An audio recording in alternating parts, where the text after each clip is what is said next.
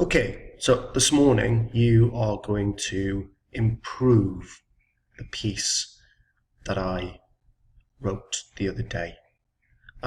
So here's just an example. If I kind of go back to the one that I did yesterday, I wasn't very happy with it. It didn't really have any metaphors, any personification, any similes.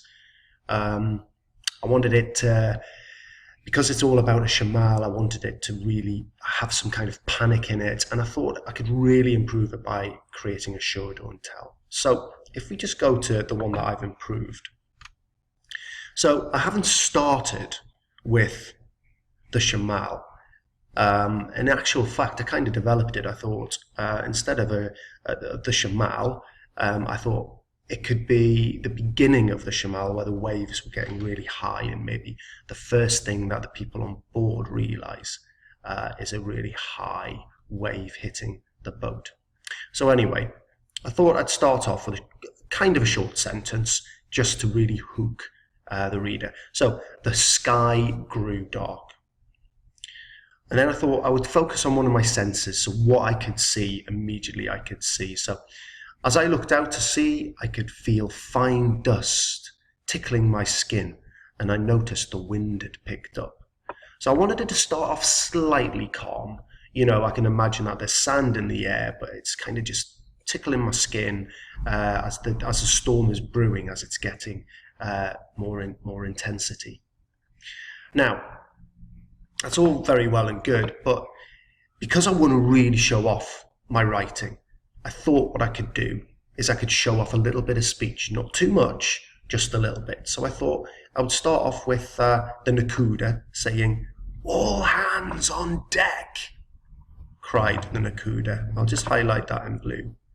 And because I really want to show off that I can understand how to use speech, I'm going to kind of split it up as well. So remember your speech marks around everything that you say. Remember the punctuation mark inside of it. That's important. It's coming, and it's a big one at that. So continues what he says. I also wanted to show off that I know how to use an apostrophe. So I've got an apostrophe for it's, twice actually.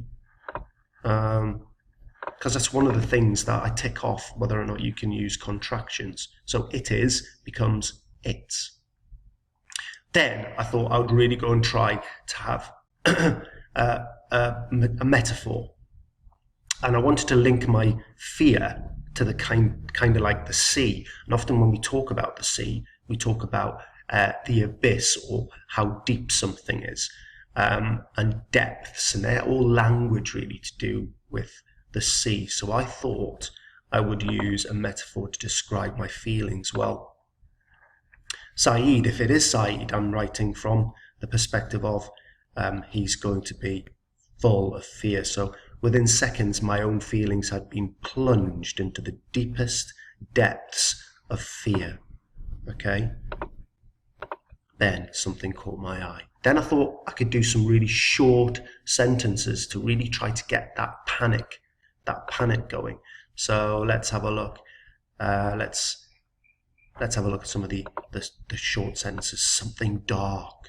Not giving it away yet. I'm teasing my audience. Nobody knows what it is yet. Something dark. It was heading towards us. It's a really short sentence. It grew bigger. Short sentence. It's like when you're panicking, when you're feeling panic, things are moving really fast. And then I give it away. Before we realized, the first of the waves were upon us. So your task this morning is to see if you can improve that piece that I prepared for you the other day. Good luck.